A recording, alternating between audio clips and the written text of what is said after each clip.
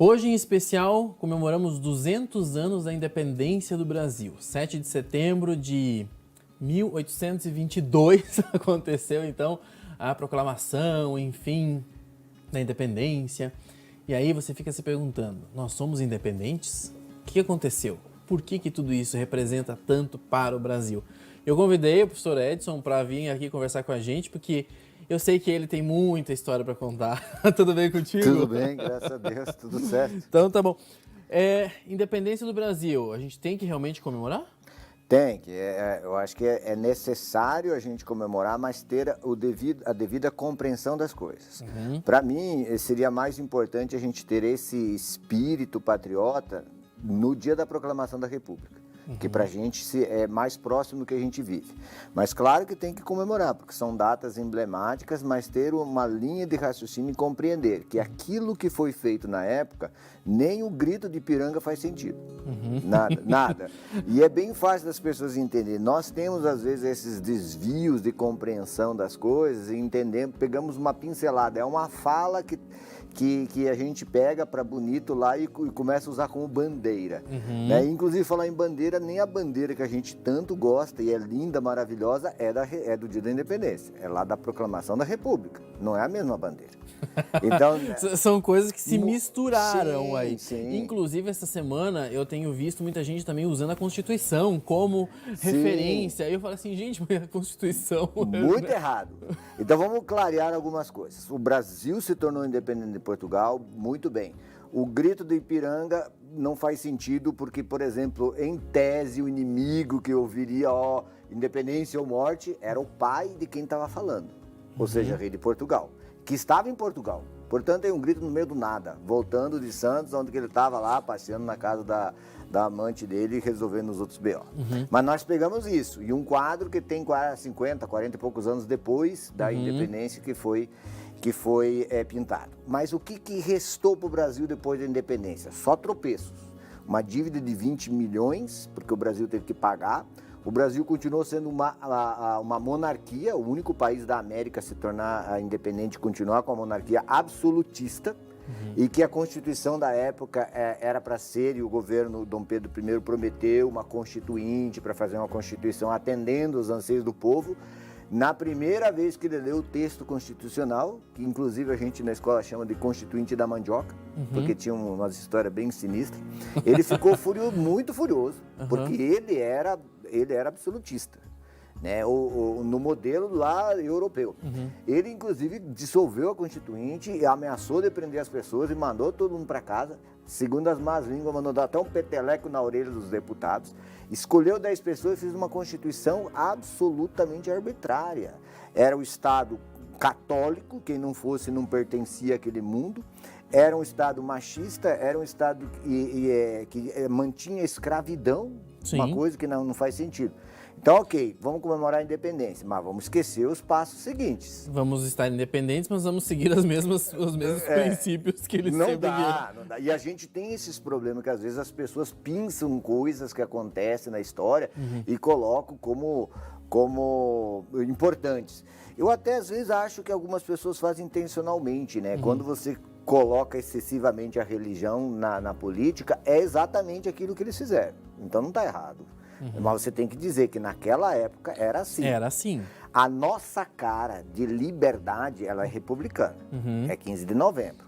Então as pessoas ir na rua gritar que liberdade é independência é para 5% da população brasileira da época. Não da época, não mais do que isso. Era a elite da elite, branca, machista, que podia. Tanto é lembrar o pessoal de casa que as mulheres vão começar a votar em 32 com Vargas. 40 anos depois da República. Aí que eu quero entender, Edson, e talvez para as pessoas que estão em casa também. A gente tá tendo essa independência de quê? Era do governo de Portugal, só. Porque o resto não. Porque a gente escuta, e é bom falar isso, que nós estamos independentes. Não estou fazendo discurso contrário. Eu estou me atendo a fatos. Opinião é uma coisa. A ciência não trabalha com opinião, trabalha com fatos. Eu sou especialista em história.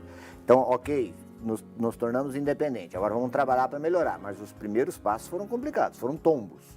né? E fomos aprendendo, às vezes necessário. Então, eu às vezes acho que nós somos assim, e os políticos têm contribuído para isso, que parte deles é como aquele menino mimado, aquela menina mimada que toma o leite e não guarda o copo, não arruma a cama, porque eles falam, parece que é umas coisas endeusadas, né? E a gente tem essa dependência. Então as pessoas precisam olhar para estes políticos e para estas pessoas e gritar independência todo dia. Ser patriota é amar a pátria. Não é amar o Deus que um diz que é, não é amar a religião que um diz que é, não é amar a ideologia. A pátria é composta de todas as pessoas, de todos os gêneros, de todas as crenças. Isto é ser liberdade, porque liberdade não é fazer o que eu quero ou o que o meu ídolo manda. Liberdade é respeitar a lei. Quando eu transgrido a lei, então a liberdade não é a emancipação política. É um ato de nascer. A tua certidão de nascimento não te dá cidadania. A cidadania é uma briga de todos os dias que você vai ter que conquistar. Então o Brasil nasceu 7 de setembro, ok, vamos comemorar, mas e daí? Como é que foi? Então os pais e esse replicar para as pessoas é complicado. Eu estou entendendo e compreendendo e achando sensacional o que você está falando.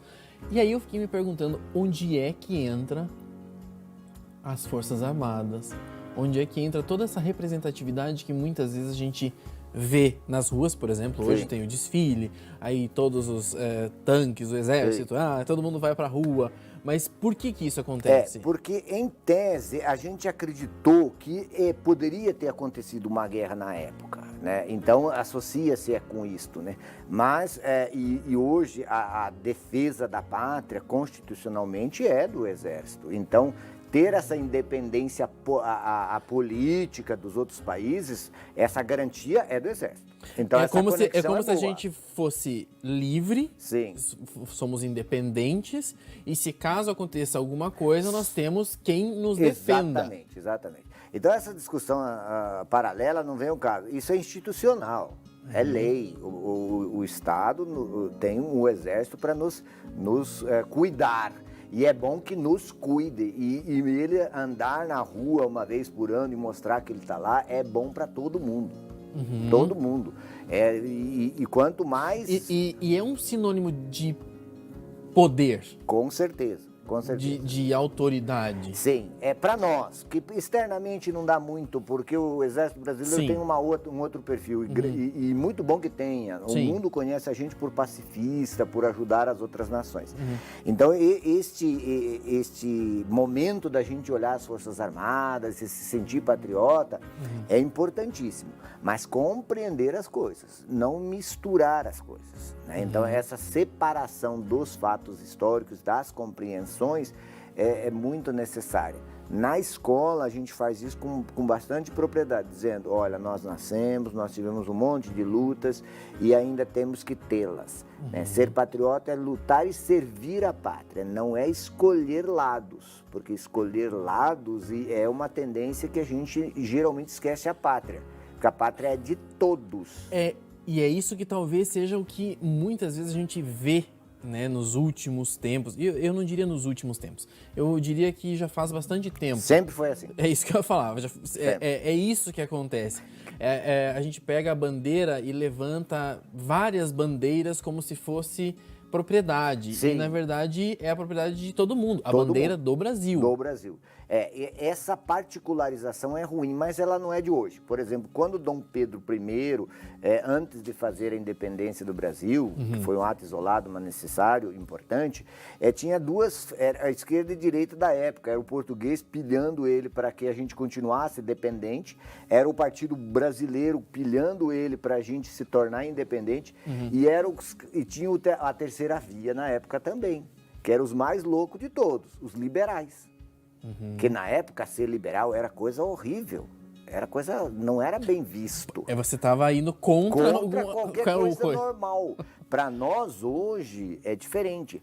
Agora, a nossa história às vezes tem que ser interpretada de forma um pouquinho mais ousada, né? E pegar alguns exemplos. Quando a França se torna independente, o dia da independência da França é o dia da tomada de Bastilha. Sim. É quando o povo foi para a rua, insuflado por aqueles que não tinham participação política decidida, inclusive a burguesia era marginalizada, era o nobre e o resto obedecia, foi lá e tomou o símbolo da opressão e do absolutismo no poder para ele. Lógico, sofreu depois horror para se tornar. Então eles comemoram o dia que o povo tomou o poder. Aqui no Brasil não, a gente comemora o dia que um punhado de gente se separou de Portugal e continuou mandando e extorquindo o próprio povo brasileiro. Os Estados Unidos, ele não comemora o dia da guerra, da independência, ele comemora o dia que foi escrita uma carta de independência, que é o fundamento de todo o comportamento jurídico e político dos Estados Unidos. Os Estados Unidos têm a primeira Constituição 100% iluminista, e lá eles colocaram os fundamentos, em cima da carta de Thomas Jefferson. Sim. Então eles lembram mais da parte, os motivos pelos quais eles existem, do que um fato isolado, do que o independência ou morte. Sim. Então, nós somos muito emotivos, assim, bastante superficiais nessas análises. Sabe, Edson, eu acho que muitas vezes quando você vem trazendo essas realidades e que fica muitas vezes escondida, porque na verdade as pessoas deixam de procurar, deixam de conhecer, deixam de saber tudo isso. Já teve algumas minisséries, até na Globo, enfim, que falavam justamente disso, desse jeito que o brasileiro é, de dar um jeito, de resolver as coisas e sempre dando um jeitinho que não seja tão correto assim. Eu digo isso porque às vezes as pessoas lembram disso, mas faz com que a gente entenda que o Brasil é assim do jeito que é hoje pela história que ele sempre teve e que muitas vezes a população atual não sabe do que aconteceu lá atrás. Não. E faz questão de não saber. Porque o lugar para discutir isso são as escolas. Eu acho o fim da picada, eu sou professor, eu tenho que chantagear uma pessoa para ela se tornar melhor. Hoje é assim que funciona. Então como é que tu vai esperar uma sociedade melhor? Onde que as pessoas estão começando a misturar tudo. A religião virou política, a política virou religião, a minha verdade é a verdade absoluta. Então a gente tem que voltar, relaxar enquanto nação e investir naquilo que faz sentido. Estudar essas coisas são necessárias, é cansativo, é necessário, porque senão a gente vai continuar tropeçando. A gente se ilude, mas muito fácil. Não é só no período do 7 de setembro, das grandes datas.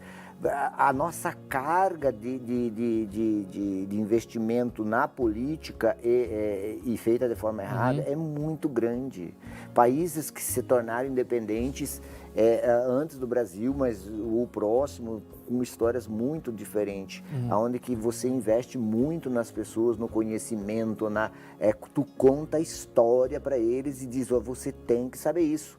E hoje acontece isso porque aconteceu isso lá atrás. Como decorrência de... Então, assim, as pessoas, nós temos essa necessidade. Eu vejo que a gente vai evoluindo, mas não de forma muito uniforme, né? Então, eu imagino um cenário daqui 20 anos, superando um pouquinho essa dicotomia, porque a gente vai por tentativa e erro. Né? O Japão e alguns asiáticos não usam essa lógica, eles são mais sistêmicos, os europeus já aprenderam, são mais sistêmicos em sua maioria, e a gente vai meio por tentativa e erro, escolhe o menos pior, escolhe então às vezes escolhe por, como a gente fala, por pirraça, na verdade, e aí você vê que você também está fazendo uma história. Sim. Que vai refletir lá na frente. Sim. Inevitavelmente ela vai ser contada e nem sempre vai ser boa. Porque quando a gente imagina em 2022 a gente ter discussões da Idade Média, não faz sentido na cabeça das pessoas. Né? Você não saber distinguir o Estado laico do Estado religioso, você não saber a diferença e não respeitar a diferença de gênero, você não respeitar as diferenças de opções a gente não consegue entender o conceito de liberdade. A gente mistura liberdade com direito de fazer o que quer. Isso é iluminismo. Isso é algo tão... é quase que inadmissível, né? Não entender então, a nossa liberdade.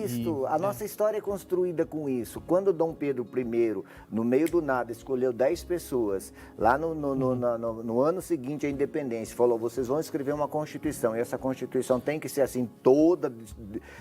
E outra, era fora da realidade da época.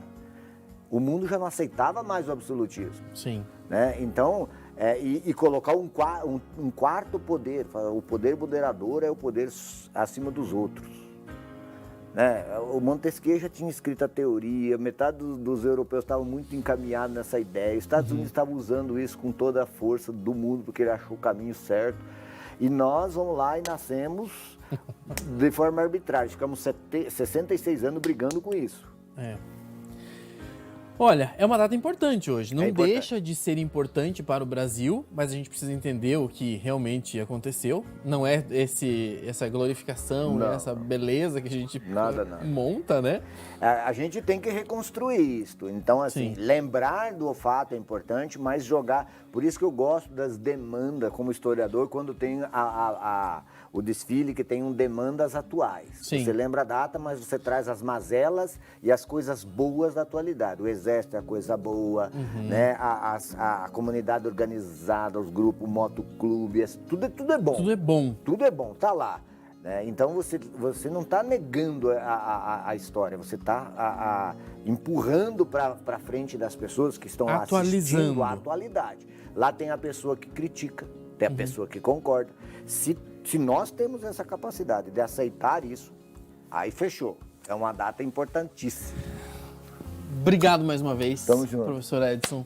Sempre muito bom aqui a gente compartilhar histórias com vocês, a nossa história, a história do Brasil. E esse conhecimento é muito bom.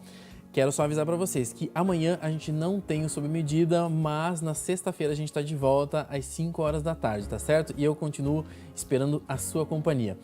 Agora você fica com o programa EPC e as notícias sempre atualizadas para vocês. Um abraço, até sexta.